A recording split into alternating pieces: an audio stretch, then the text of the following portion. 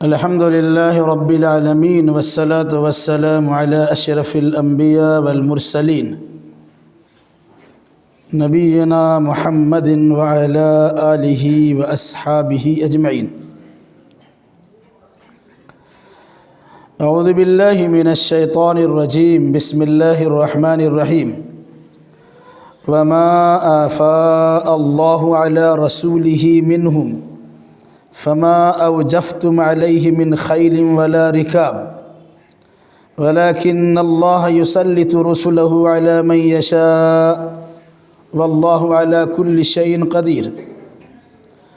ما أفاء الله على رسوله من أهل القرى فلله وللرسول ولذي القربى واليتامى والمساكين وابن السبيل كي لا يكون دولة بين الأغنياء منكم وما آتاكم الرسول فخذوه وما نهاكم عنه فانتهوا واتقوا الله إن الله شديد العقاب.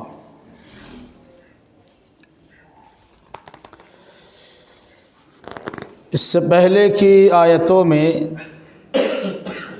مدینہ کے ارد گرد پائے جانے والے یہودیوں کے 3 قبیلوں میں سے ایک قبیلے کا تذکرہ آیا تھا.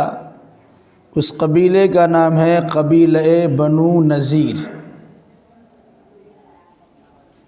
ان لوگوں نے عہد و پیمان کی خلاف ورزی کی تھی اور خود اللہ کے نبی صلی اللہ علیہ وسلم کو جان سے مار ڈالنے کی ناپاک سازش بھی رچی تھی، جس کا پردہ فاش ہوا تو اللہ تبارک و تعالیٰ کی اجازت سے رسول اکرم صلی اللہ علیہ وسلم نے اپنے صحابہ کرام کے ساتھ ان کے خلاف فوج کشی کر دی، اور اہل کتاب کی یہ شاخ جنہیں قبیلہ بنو نذیر کے نام سے جانا جاتا تھا، جن کو اپنے مال و دولت پر، زمین و جائیداد پر، کھیتی اور باغات پر اور اپنے کوٹھی اور قلعوں پہ بڑا ناز تھا. اللہ کے نبی صلی اللہ علیہ وسلم نے ایسے حالات پیدا کر دیے صحابہ کرام کی کوششوں سے اور خصوصاً اللہ تبارک و تعالیٰ کے فضل و کرم سے کہ وہ لوگ سرنڈر ہو گئے اور اللہ کے نبی صلی اللہ علیہ وسلم کے سامنے آ کر سمجھوتا کرنے کے لیے تیار ہو گئے. چونکہ ان لوگوں نے ایسی بغاوت کی تھی، ایسا گناہ کا کام کیا تھا کہ جس کے نتیجے میں ان تمام کو قتل کر دینا چاہیے تھا، کہ کسی نبی کو قتل کرنے کی سازش کرنا، اس کا پلان بنانا، یہ بڑا خطرناک نظریہ ہے. یہ اللہ کے نبی صلی اللہ علیہ وسلم سے کسی معاملے میں عہد و پیمان کر لینا اور وعدے سے مکر جانا، یہ بھی بڑا کبیرہ گناہ ہے کہ جس کے نتیجے میں اس پر فوج کشی کی جا سکتی ہے. یہ بات آئی تھی کہ صحابہ کرام نے رسول اکرم صلی اللہ علیہ وسلم کی اجازت سے ان کے باغات میں سے چند درختوں کو کاٹ دیا اور ان کے حویلیوں اور قلعوں پر زبردست حملہ کیا، جس کے نتیجے میں ان لوگوں نے اپنے جان کی سلامتی کی درخواست اللہ کے نبی صلی اللہ علیہ وسلم سے کی کہ ہمیں ہماری جان بخش دی جائے، ہم یہاں سے چلے جائیں گے. تو ان لوگوں نے اپنے گھروں کو خود نقصان پہنچایا، ساز و سامان کو نقصان پہنچایا، کچھ درختوں کو بھی کاٹ دیا. وہ صرف اس نیت سے کہ ہمارے جانے کے بعد مسلمان اس میں آرام و سکون سے نہ رہ سکے، اگر ان کو یہ قلعہ مل گیا ہے تو کچھ نہ کچھ مرمت کرنے پہ خرچہ بھی تو آئے. اس نیت سے وہ اپنے ہاتھ سے بھی اپنے گھروں کو ویران کر رہے تھے اور مسلمان بھی ان کے گھروں کو توڑ رہے تھے. باقی جو ساز و سامان اپنے ساتھ وہ لے جا سکے سب کچھ ان کا چھوٹ گیا۔ کچھ مال بھی ہے، دولت بھی ہے، زمین بھی ہے، جائیداد بھی ہے، مکانات بھی ہے، باغات بھی ہے، کھیت کھلیان بھی ہے، یہ سب اٹھا کے لے جانے والی چیز تو نہیں ہے، یہ سب مسلمانوں کے انڈر میں آ گئی۔ چونکہ ہجرت کی یہ چوتھے سال واقعہ پیش آیا تھا، اس سے پہلے 3 جنگیں ہو چکی تھی، جنگ بدر بھی ہے، جنگ احد بھی ہے، اور بھی کچھ چھوٹے موٹے ہیں، پھر یہ قبیلہ بنو نذیر کا معاملہ ہے، 5ویں سال پھر جنگ خندق ہے، اور وہ سلسلہ شروع ہوا۔ تو جس جنگ میں مسلمانوں کو لڑنا پڑا ہے اور جیتنے کے نتیجے میں مخالفین کی دولتیں ہاتھ آئی ہیں، اس دولت کو مال غنیمت کے نام سے جانا جاتا ہے۔ اور اگر کسی جگہ پر فوج کشی کی گئی، لڑائی دنگا فساد نہیں ہو سکا، وہ لوگ صلح سلامتی کر کے چلے گئے، اپنا مال و دولت چھوڑ دیا، تو ایسے مال اگر مسلمانوں کو مل گئے تو ایسے مال کو مال فے کہا جاتا ہے، فا یا، اس میں فا حمزہ یا فا، فے کہتے ہیں۔ دونوں مال میں کچھ فرق ہے۔ مال غنیمت میں چونکہ مجاہدوں نے کوشش کی ہے، محنت و مجاہدہ کیا ہے، گھوڑا اور اونٹ بھی استعمال کیے ہیں، تلوار نیزے بھالے برچھیاں بھی کام میں لیے گئے، اور باضابطہ ان کا بدن بھی لہو لہان ہوا، زخموں سے چھلنی ہوا، بچ بھی گئے، شہید بھی ہو گئے۔ تو جو لوگ بچے ان کے لیے مال غنیمت سے متعلق اس طرح کی بات بیان کی گئی ہے جس کا تذکرہ 10واں سپارہ کے بالکل شروع پیج پر کیا گیا۔ اگر مال غنیمت مل جائے جنگ کرنے کے بعد، اس مال کو 5 حصوں میں بانٹا جائے گا۔ ایک حصہ اللہ اس کے رسول کے لیے، اور باقی 4 حصے ان مجاہدوں کے درمیان تقسیم کر دیا جائے گا جنہوں نے جہاد کی ہے اور جنہوں نے میدان جنگ میں، میدان کارزار میں اپنے خدمات کو انجام دیے۔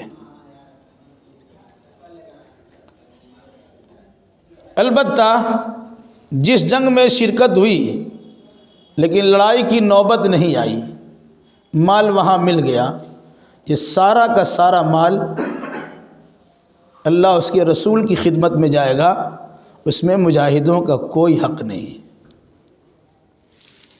آگے کی آیتوں میں اسی مسئلے کی وضاحت کی جا رہی ہے۔ وَمَا آفَاءَ اللَّهُ عَلَىٰ رَسُولِهِ مِنْهُمْ فَمَا أَوْجَفْتُمْ عَلَيْهِ مِنْ خَيْلٍ وَلَا رِكَابٍ وَلَكِنَّ اللَّهَ يُسَلِّطُ رُسُلَهُ عَلَىٰ مَن يَشَاءُ وَاللَّهُ عَلَىٰ كُلِّ شَيْءٍ قَدِيرٌ۔ جو کچھ اللہ نے ان کے مال میں سے اپنے رسول کو عطا کر دیا، فما اوجفتم علیہ من خیل ولا رکاب، حالانکہ ابھی تم نے وہاں گھوڑے نہیں دوڑائے اور نہ اونٹ کی سواری کی ہے، نہ گھوڑے پہ سوار ہو کے گئے اور نہ اونٹ لے کر وہاں گئے۔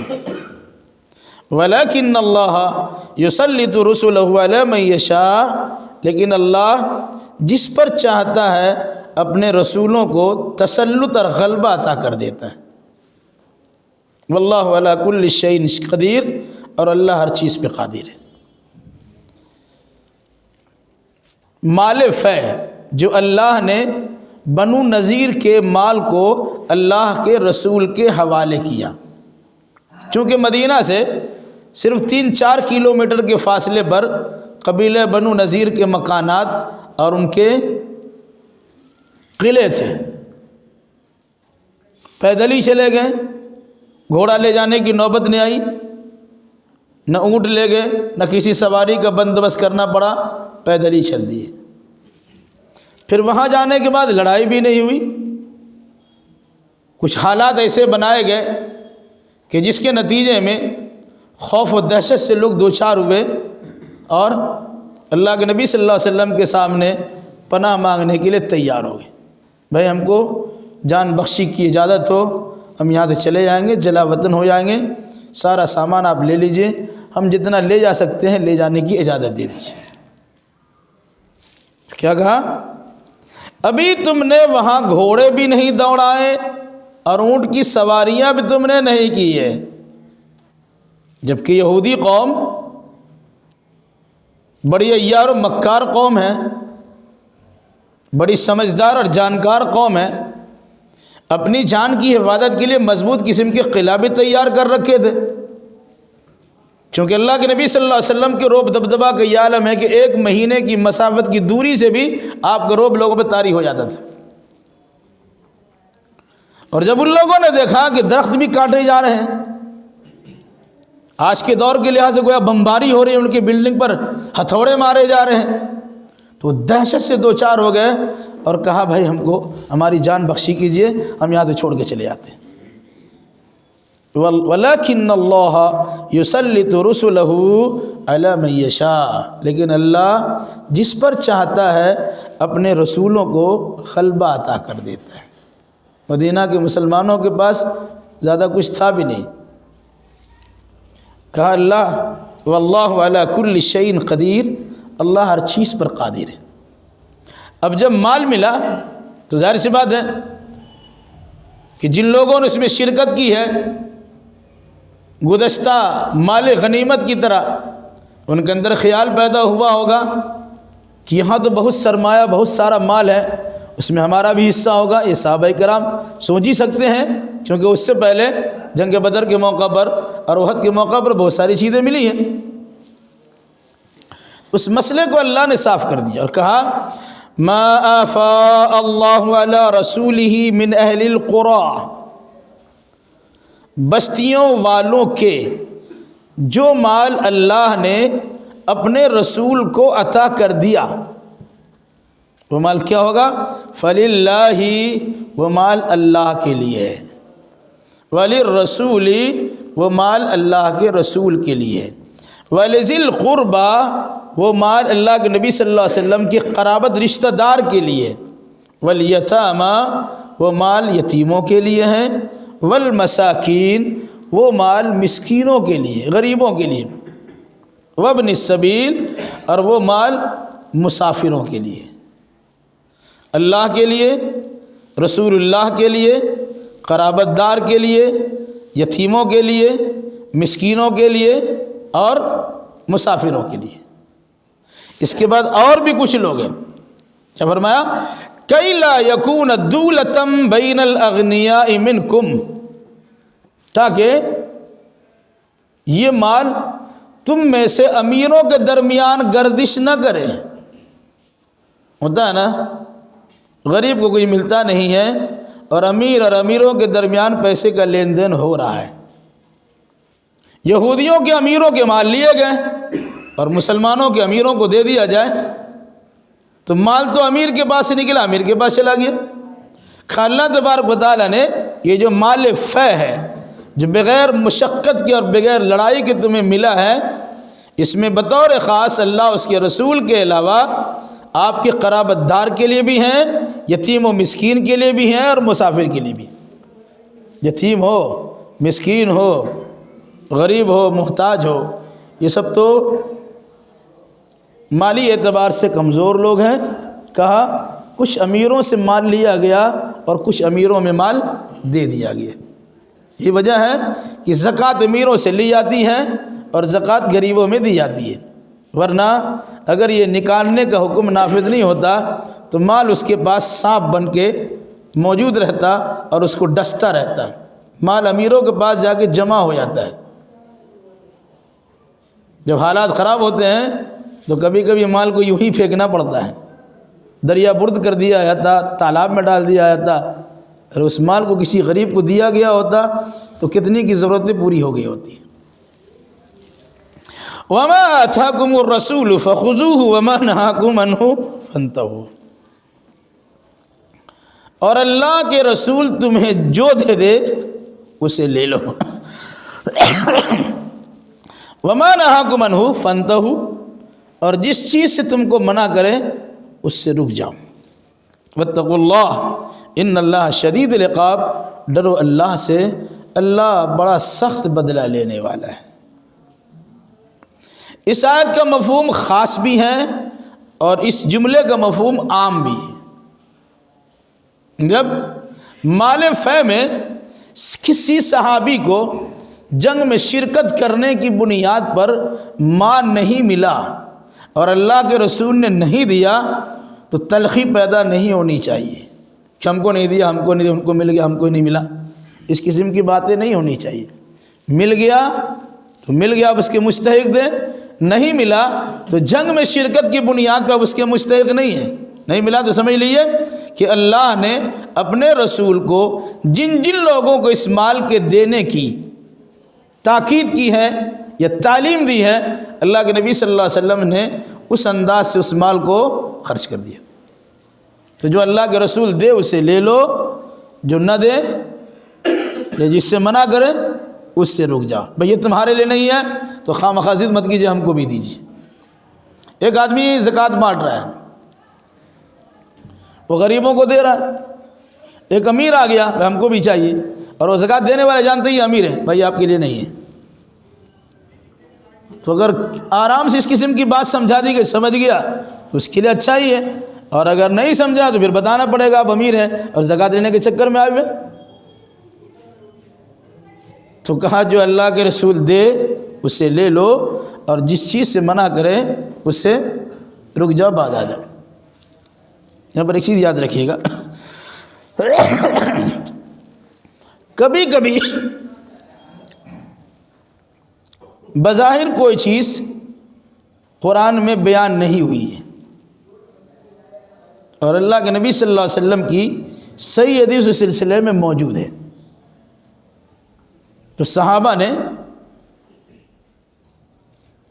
اللہ کے نبی صلی اللہ علیہ وسلم کی اس فرمان کو عین قرآن کہہ دیا ہے کہ قرآن میں ہے۔ جیسے حضرت عبداللہ ابن مسعود رضی اللہ تعالیٰ عنہ نے اس بات کو بیان کی، جو عورتیں ابرو بناتی ہیں، جو دانتوں کو پیس کر کے چھوٹا کرتی اس میں سوراخ بناتی ہے، جیس کسی میں کچھ اعمال کرتی ہے، تو انہوں نے بیان کیا یہ سب قرآن میں منع کر دیا گیا ہے۔ ایک خاتون اٹھی، کہا ہم نے پورا قرآن پڑھا ہے پر ہم کو قرآن میں تو کہیں ایسا نہیں ملا۔ انہوں نے کہا پھر سے پڑھ لیجیے آپ۔ کہا ہم پڑھا ہے، پورا قرآن پڑھ چکے لیکن ایسا کچھ نہیں ہے۔ تو انہوں نے کہا تم نے پڑھا وما آتاکم الرسول فخذوہ وما نہاکم عنہ فانتہوا، جو اللہ کے رسول دے اسے لے لو، جس سے منع کر رک جاؤ، پڑھو نا؟ بولے ہاں۔ اللہ کے نبی صلی اللہ علیہ وسلم نے لعنت بھیجی ہے ایسی عورتوں پر جو ابرو بناتی ہے۔ جب اللہ کے نبی نے لعنت بھیجی اس کا مطلب ہے کہ اللہ ہی نے لعنت بھیجا ہے، کیونکہ نبی اپنی خواہشات نفسانی سے کچھ بولتے ہی نہیں ہیں۔ گویا آپ کی صحیح بات بھی وہی درجہ رکھتی ہے جو قرآن کا درجہ ہے، آپ کی صحیح حدیثوں کا وہی مقام منصب ہے جو قرآن مقدس کی آیت کا مقام منصب ہے۔ اس سے حدیث کی اہمیت کا اندازہ بھی ہوتا ہے، اور انکار حدیث در حقیقت انکار قرآن ہے، یہ مسئلہ بھی واضح ہو جاتا ہے۔ کیا فرمایا؟ وما آتاکم الرسول فخذ، اللہ کے رسول جو تم کو دے اسے لے لو، اور جس سے منع کرے اس سے رک جاؤ۔ ایک تو خاص یہ معاملہ تھا۔ اب ایک عام معاملہ سمجھ لیجیے، کسی بھی مسئلے میں آپ کو کہا نماز پڑھیے، آپ کو نماز پڑھنا ہے، آپ کو حرام کام سے رک جائیے، آپ کو حرام کام سے رکنا ہے، تو جس کا حکم دیا اسے بجا لائیے، اور جس سے منع کیا اسے رک جائیے۔ اگر کوئی انسان اللہ کے رسول کے کہنے کے مطابق عمل نہیں کرتا اور اللہ کے نبی صلی اللہ علیہ وسلم کے منع کرنے کے باوجود باز نہیں آتا، تو اللہ نے کیا کہا؟ واتقوا اللہ، اللہ سے ڈرو۔ تم نے رسول کی مخالفت کر کے اللہ کی مخالفت کی ہے۔ رسول اگر تمہیں سزا نہیں دیتے ہیں اس کے یہ مطلب ہرگز نہیں ہے تم سزا سے بچ جاؤ گے، پھر اللہ تبارک و تعالیٰ گرفت میں جب آ جاؤ گے کوئی بچا نہیں سکے گا۔ اس لیے یاد رکھو ان اللہ شدید العقاب، اللہ تو بڑا سخت عذاب دینے والا ہے، سخت عذاب دینے والا ہے۔ ہو سکتا ہے کہ اللہ کے نبی صلی اللہ علیہ وسلم چھوڑ بھی دیں، لیکن اگر اللہ تبارک و تعالیٰ عذاب دینے پہ آئے گا تو کہیں سے بچ نہیں سکو گے۔ اس لیے رسول نے جو دیا اسے خوش دلی سے لے لو، جس چیز سے منع کیا اس سے باز آ جاؤ، رک جاؤ، اسی میں تمہارے لیے عافیت ہے اور بہتری ہے۔ وہ مالف ہے، کیا کہا؟ اللہ کے لیے، تو اللہ تو کھائے گا پیے گا نہیں، وہ اللہ کے دین کے لیے۔ اللہ کے رسول کے لیے، اللہ کے رسول صلی اللہ علیہ وسلم کی 9 بیویاں تھیں، 9 گھر آپ کا چلتا تھا۔ کیا اللہ کے نبی صلی اللہ علیہ وسلم نے نبوت کا اعلان کرنے کے بعد کوئی کام کیا ہے؟ نبی بنائے جانے سے پہلے آپ نے بکریاں بھی چرائی ہیں، آپ نے حضرت خدیجہ کا مال لے کر تجارت بھی کیا ہے، لیکن نبی بنائے جانے کے بعد آپ نے کوئی کام نہیں کیا ہے۔ آپ کا 9 گھر ہے، چلتا کیسے تھا؟ وہ لوگ اس چیز کو مد نظر رکھے جو موجودہ دور کے اماموں کی تنخواہ سے متعلق بخیل باقی ہوتے ہیں، 10-5 ہزار دے دو نا کافی ہے۔ ائمہ حضرات یا علماء کرام انبیاء کے وارث ہوتے ہیں، اب انہیں تنخواہ مت دیجیے۔ آپ کا جو گھر چلتا ہے کیا خرچ ہوتا ہے؟ ایک امام کو اسی عالیشان انداز میں گھر دیجیے، رہنے سہنے کا بندوبست کیجیے، ان کے بیوی بچے کے کھانے پینے کا اہتمام کیجیے، ان کی تعلیم و تعلم کا بندوبست بھی کیجیے۔ اللہ نہ کرے بیمار پڑ جائے تو دوا اور علاج کے سارے خرچے برداشت کیجیے۔ تنگ نظر قسم کے لوگ ہوتے ہیں، امام کو اتنا تنخواہ دینے کی کیا ضرورت ہے، وہ تو سر پہ چڑھ جائیں گے۔ جو اپنے گھر سے دیتے ہو، ایک پیسہ تمہارے جیب سے نکلتا نہیں ہے، اور اگر کوئی دینے کے لیے تیار ہے تو دینے کی کیا ضرورت ہے؟ 2-4 سال میں امام کو بدلتے رہا کرو تاکہ پبلک میں اپنا اثر و رسوخ قائم نہ کر لے، اس لحاظ سے ایک پلٹی کرتے رہو۔ یہ مزاج بنا ہو لوگوں کا، وہ اپنا بے سر بنیاد نہ بنا سکے۔ بہرحال کیا کہا؟ اللہ کے لیے اور رسول اللہ کے لیے۔ اللہ کے رسول کے لیے کیوں تھا کہ پہلے اللہ کے نبی اپنی ضروریات کے لیے لے لے۔ یہ الگ سی بات ہے کہ اللہ کے نبی صلی اللہ علیہ وسلم نے بڑی غربت کی زندگی گزاری ہے، آپ کے پاس آیا ہے، آپ نے دے ہی دیا ہے، اگر نہیں رہے گا تو دیں گے کیسے؟ تو آپ کو جو حق ملا 5واں حصہ مال غنیمت کا، وہ آپ کے پاس جمع کیجیے، وہ اپنے مصرف بھی ملا سکتے ہیں اور دوسروں کے لیے خرچ بھی کر سکتے ہیں۔ تو کیا کہا؟ یہ مالف ہے، اللہ کے لیے ہے اور اللہ کے رسول کے لیے۔ ساتھ ساتھ اللہ کے نبی صلی اللہ علیہ وسلم نے اپنے خاص قرابت داروں کے لیے زکوٰۃ لینے کو حرام کر دیا۔ اگر اس میں غریب و نادار لوگ ہوں، ان کی ضرورت کیسے پوری ہوگی؟ کیسی مال فیض سے ان کو بھی دیا جائے گا، یعنی نبی کو تو دیا گیا، ان کے قرابت دار کو بھی دیا جائے گا۔ جب اس سے بچتا پھر اس کے بعد، یا اس میں سے پھر حصہ کس کے لیے ہے؟ یتیموں کے لیے، مسکینوں کے لیے اور مسافروں کے لیے۔ قرآن آپ پڑھتے ضرور ہیں، لیکن قرآن کس گہرائی تک آپ کو سوچنے سمجھنے کا درس دیتا ہے، اب اس پر سطحیت کے ساتھ گزر جاتے ہیں اور اس کو سمجھنے کی کوشش بھی نہیں کرتے۔ اس لیے میری گزارش یہ ہے، جہاں بھی ائمہ ہو اس کی اچھی سے اچھی تنخواہ ہونی چاہیے، تاکہ وہ اللہ نہ کرے کسی بیماری سے مبتلا ہو جائے، پھر تھوڑا سا 2-4 ہزار روپیہ دے دیجیے۔ لوگ یہی سمجھتے ہیں کہ ہمارے پاس آئیں گے، مجبور ہیں، وہ تو کسی سے کچھ بولتا نہیں ہے، حالات خراب ہو گئے تو آئیں گے تو ہمارے پاس، پھر اس کو نچائیں گے ہم۔ لا حول ولا قوت الا باللہ۔ جو امام آپ کا ترجمان بن کر آپ کی نماز کو اللہ کی بارگاہ میں پہنچاتا ہے، کہ جس کے ذریعے سے جنت میں آپ پہنچنے کے مستحق و حقدار بنتے ہیں، اس امام کو اپنے جوتے کے نیچے رکھنا چاہتے ہیں۔ اس مزاج کو سمجھنے کی کوشش کیجئے۔ کیا کہا؟ للہ وللرسول، اللہ کے لیے اور اللہ کے رسول کے لیے بطور خاص اللہ نے حصہ متعین کر دیا ہے۔ کیوں؟ کہ اللہ کے نبی تو اب کام نہیں کر رہے ہیں، رات و دن دعوت و تبلیغ میں لگے ہوئے ہیں، ذریعہ معاش کے حصول کے لیے آپ کے پاس تو وقت نہیں ہے۔ مساجد کے ائمہ سارا دن آپ کو دیتا ہے، ان کو کوئی چھٹی بھی نہیں ملتی ہے، وہ 24 گھنٹے کی ڈیوٹی میں رہتا ہے۔ آپ 2-4 گھنٹے ڈیوٹی کرتے ہیں، 8-10 گھنٹہ ڈیوٹی کرتے ہیں۔ امام نے آپ کا بھی نکاح پڑھایا اور آپ کے بچے کا بھی نکاح پڑھایا، وہ بچہ جوان ہو کر کے 50,000 60,000 70 لاکھ روپیہ کما رہا ہے، وہی مسجد کے کمیٹی کا اگر ذمہ دار بن جائے، امام صاحب کو تو 5-6 ہزار کافی ہے، مردود انہیں سمجھ میں نہیں آتا ہے۔ میں اپنی بات نہیں کرتا ہوں، الحمدللہ اللہ نے مجھے بے نیاز بنایا ہے، اللہ کو فضل و کرم سے ہم دعا کرتے ہیں اللہ تعالیٰ کم از کم سارے ائمہ مساجد کو میرے طرح تو کم سے کم بنائی دے اور زیادہ نوازے۔ اللہ تبارک و تعالیٰ نوازنے پر قادر ہے۔ کیا فرمایا کہ وہ مال اللہ کے لیے ہے، رسول اللہ کے لیے ہے، قرابت دار کے لیے ہے، یتیموں کے لیے ہے، مسکینوں کے لیے ہے اور مسافروں کے لیے ہے۔ یہاں پر ایک فتنہ اٹھا ہوا ہے، میں نے اس لیے اس کی وضاحت کر دی، جو امام تنخواہ لیتا ہے اس امام کے پیچھے نماز نہیں ہے۔ کہاں حدیث و قرآن امام کے پیچھے امام کو تنخواہ لینے کی عادت؟ یقیناً امام کو تنخواہ نہیں لینا چاہیے، امام کو تنخواہ نہیں لینا چاہیے، امام کی ساری ضرورتیں پوری آپ ہی کرنا ذمہ داری ہے، پوری ذمہ داری ہے۔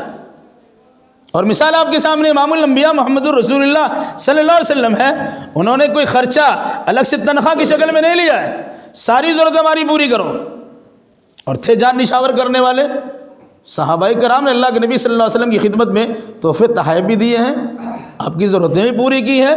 کوئی مہمان آپ کے پاس آیا اپنے گھر لے ان کو کھلائے پلائے بھی ہے، کوئی سامان دینے لینے کی باری آئی اپنا سامان خریدا تو اللہ کے نبی گھر میں پہنچایا بھی ہے۔ تب دین پھیلتا ہے۔ آپ گھر میں آرام بھی کریں گے، دین کے لیے فرصت آپ کے پاس نہیں ہے۔ جو لوگ دعوت و تبلیغ کا فریضہ انجام دیتے ہیں وہ بیچارہ بھوکا مرے، بغیر کھائے کی تبلیغ کرے، بغیر سواری کی تبلیغ کرے، کیسے کرے پرواہ تو نہیں ہے۔ پھر فرمایا للفقراء المہاجرین الذین اخرجوا من دیارہم واموالہم یبتغون فضلا من اللہ ورضوانا وینصرون اللہ ورسولہ اولئک هم الصادقون۔ فقیر و محتاج کا تذکرہ ہوا، کہا بطور خاص ان مہاجرین غریب کو دیجیے جنہوں نے اپنا گھر بار چھوڑ دیا ہے۔ مکہ میں بڑے امیر تھے، وہ کوٹھی والا تھا، وہ بنگلہ والا تھا، وہ زمین و جائیداد والا تھا، لیکن اسلام کی خاطر انہیں سب لٹا کے آنا پڑا، دین بچا کے آنا پڑا۔ یہاں گئے تو غریب ہو گئے، ان کے پاس رہنے کو گھر نہیں ہے، وہ مسجد نبی کا چبوترا ہی ہے، کوئی تجارت و کاروبار نہیں ہے، لیکن کمال قدرت کا ہے۔ 100 جان سے قربان اللہ کے نبی صلی اللہ علیہ وسلم کی شخصیت پر جانا چاہیے کہ آپ نے ایسی بھائی چارہ اور مواخات اخوت لوگوں کے درمیان پیدا کی کہ دنیا اس کی مثال نہ پیش کر سکی ہے اور نہ آئندہ پیش کر سکتی ہے۔ ہے کوئی ایسا انسان جو کہے میرا 2 گھر ہیں، 1 گھر لے لو بھائی؟ ہے کوئی ایسا کہے میرے تجارت میں حصہ دار بن جاؤ؟ کوئی ایسا انسان ہے جو کہے میری 2 بیوی ہیں، میں کھڑا کرتا ہوں تمہارے سامنے، پسند کرو، جو تمہاری پسند ہوگی میں اس کو طلاق دیتا ہوں، عدت گزر جائے تم اسے شادی کر لو؟ ہے کسی کے اندر یہ بات؟ یہ مزاج اللہ کے نبی صلی اللہ علیہ وسلم نے بنایا تھا، تو صحابہ کی ایسی جماعت اللہ کو نبی کو ملی تھی کہ جس کے نتیجے میں آپ کا سارا کام آسان ہو گیا، جو کہہ دیا مان لیا۔ مجلس میں بیٹھے ہوئے ہیں، گردن اٹھانے کی جرت نہیں ہوتی تھی، شرمگی آنکھ سے اور ڈرے اور سہمے اللہ کے نبی صلی اللہ علیہ وسلم سے بات کرتے تھے، چاہے بڑے بڑے امیر و کبیر کیوں نہ ہو جائے۔ یہ مزاج اللہ کے نبی نے بنایا تھا۔ تو نتیجے کے طور پر دین کو فروغ حاصل ہوا اور تبلیغ دین میں نمایاں کامیابی حاصل ہوئی۔ کہا ان مہاجرین کے لیے بھی یہ مال فہ ہے، بغیر جنگ کے جو مال ملا ہے ان مہاجروں کو ملنا چاہیے جو گھر بار چھوڑنے کے نتیجے میں اب غربت و فقیری کی زندگی گزار رہے ہیں۔ الذین اخرجوا من دیارہم واموالہم، جو اپنے گھروں سے نکالے گئے اور اپنے مالوں سے نکالے گئے۔ یبتغون فضلا من اللہ ورضوانا، یہ سارا کام اس لیے ان لوگوں نے کیا کہ وہ اللہ کا فضل چاہ رہے تھے، اللہ کی مہربانی چاہ رہے تھے اور اللہ کی رضامندی چاہ رہے تھے۔ یہ دنیاوی مال و دولت کیا چیز ہے؟ اللہ کا فضل ملنے والا ہے، ایمان کی دولت حاصل ہونے والی ہے، ہجرت کا مقام منصب ملنے والا ہے، اور یہ سارا کام اللہ کی رضامندی کے لیے کیے۔ کہا ان مہاجروں کو بھی اس مال میں حصہ دو، اور کا کام کیا بتایا گیا؟ وَيَنْصُرُونَ اللَّهَ وَرَسُولَهُ، یہ مہاجرین اللہ کی مدد کرتے ہیں اور اللہ کے رسول کی بھی مدد کرتے ہیں۔ اللہ کی مدد کرنے سے مراد اللہ کے دین کی مدد کرتے ہیں، اور اللہ کے رسول کی مدد سے مراد دونوں ہے کہ اللہ کے نبی کی ذاتی مدد بھی کیا ہے اور اللہ کے نبی صلی اللہ علیہ وسلم کے تبلیغ دین بھی مدد کیا ہے۔ اب قرآن کہتا ہے اولئک هم الصادقون، یہی لوگ سچے ہیں۔ گھر بار چھوڑنے والے کو سچا ہونے کی سند اور اس کا سرٹیفکیٹ اللہ نے دیا ہے۔ یہاں گھر سے نکلتے نہیں ہیں، اب پکا مومن ہے۔ تھوڑی سی سردی کیا ہو گئی، کمبل سے نکلیں گے نہیں، پکا مومن ہے۔ سچائی اور صداقت کہاں؟ ارے صرف نماز کے لیے مسجد آنے کے لیے نہیں ہے، گھر بار چھوڑ دیا، مکۃ المکرمہ جیسی بہترین جگہ کو خیر بات کہہ دیا، مال بھی گیا، جائیداد بھی گئی، مکانات بھی گئے اور محلات بھی چھوڑے، صرف اس لیے کہ اللہ راضی ہو جائے۔ تب اللہ نے کیا کہا؟ اولئک هم الصادقون، یہ لوگ سچے ہیں۔ اب اس سچائی کی پرکھ پر، کسوٹی پر اپنے آپ کو پرکھنے کی کوشش کیجیے۔ بس یہ آئینہ دکھایا جاتا ہے کہ ہم میں سے ہر آدمی اپنے آپ کو اسی کسوٹی پر پرکھنے کی کوشش کریں کہ اللہ کس کو سچا مانتا ہے اور اللہ کس کو جھوٹا مانتا ہے۔ والذین تبوؤوا الدار والایمان من قبلہم یحبون من ہاجر الیہم ولا یجدون فی صدورہم حاجۃ مما اوتوا ویؤثرون علی انفسہم ولو کان بہم خصاصۃ ومن یوق شح نفسہ فاولئک هم المفلحون۔ یہ مال فے ان لوگوں کے لیے بھی ہے جنہوں نے ان مہاجرین کے آنے سے پہلے ایمان قبول کر لیا تھا اور مدینہ کو اپنا مسکن بنا لیا تھا، اپنا گھر بنا لیا تھا۔ یعنی پہلے کی آیت میں مہاجرین کا تذکرہ ہے، اس آیت میں انصار کا تذکرہ ہے، جنہوں نے مدینہ کی رہائش اختیار کی۔ اور مہاجر لوگ آ رہے ہیں، آنے کے ساتھ ساتھ ابھی آنے سے پہلے انہوں نے ایمان بھی قبول کر لیا، گویا ایمان بھی لایا اور مدینہ کو اپنا مسکن بنایا ہوا ہے۔ یہ مال فے ان کو بھی دینا چاہیے، کیوں؟ یحبون من ہاجر الیہم، یہ انصار ان لوگوں سے محبت کرتے ہیں جو ہجرت کر کے ان کے پاس پہنچتے ہیں۔ ولا یجدون فی صدورہم حاجۃ مما اوتوا، یہ لوگ اپنے دلوں میں تنگی محسوس نہیں کرتے اس چیز سے متعلق جو ان کو دیا گیا۔ بے انصار ہے، آپ کو رہنے کی جگہ دیا، آپ کو مکان دیا، آپ کو دکان دیا، آپ کو تجارت و کاروبار دیا، آپ کو عزت و سمان دیا۔ یہ انصار ہے جنہوں نے مہاجرین سے برتاؤ کیا۔ پھر کہا اگر ان مہاجرین کو کچھ دیا جاتا ہے، ان انصاریوں کو کچھ نہیں ملتا ہے، تو اپنے دل میں کسی قسم کی تنگی محسوس نہیں کرتے، سوچتے ہیں کہ وہ زیادہ ضرورت مند ہے، ان کو مل جانا چاہیے۔ یہاں لوگ کرتے کیا ہے، کسی کو ملے نہ ملے ہم کو ملنا چاہیے۔ بہار سے آ کے، یو پی سے آ کے، باہر سے آ کے ہم پر سرداری جمائے گا، ہم تو یہاں کے رہنے والے ہیں۔ لا حول ولا قوت الا باللہ، یہ کیا مزاج ہے بھائی؟ یہ کون سا مزاج ہے؟ مہاجرین نے ہجرت کیا ہے، ایک بہت بڑی چیز ہے، اللہ نے اسے دین کی دولت سے مالا مال کیا ہے، اس کی حفاظت کے لیے یہاں تشریف لے آئے، آپ کو ان کی خدمت کرنے کا موقع دے کر اللہ نے آپ کی بڑائی کا اظہار کیا ہے۔ اب اگر اس کو نہیں سمجھ سکے گا تو آپ کی سمجھ کا پھیر ہے۔ تو جو انصار مدینہ تھے وہ مہاجرین کے کچھ مال کے مل جانے پر اپنے دل میں تنگی محسوس نہیں کرتے تھے، ان کو ملا ہے وہی زیادہ ضرورت مند ہے۔ کیوں؟ فرمایا یحبون من ہاجر الیہم، یہ ان سے محبت کرتے ہیں جو ان کے پاس ہجرت کر کے آئے ہیں۔ ولا یجدون فی صدورہم حاجہ مما اوتوا، اور اپنے سینوں میں تنگی محسوس نہیں کرتے جو کچھ کہ ان مہاجرین کو دے دیا جاتا ہے۔ اور اسی پر بس نہیں ہے، وَيُؤْثِرُونَ عَلَىٰ أَنفُسِهِمْ وَلَوْ كَانَ بِهِمْ خَصَاصَةٌ، اپنے اوپر ان کو ترجیح دیتے ہیں حالانکہ ان کو سخت ترین ضرورت ہے.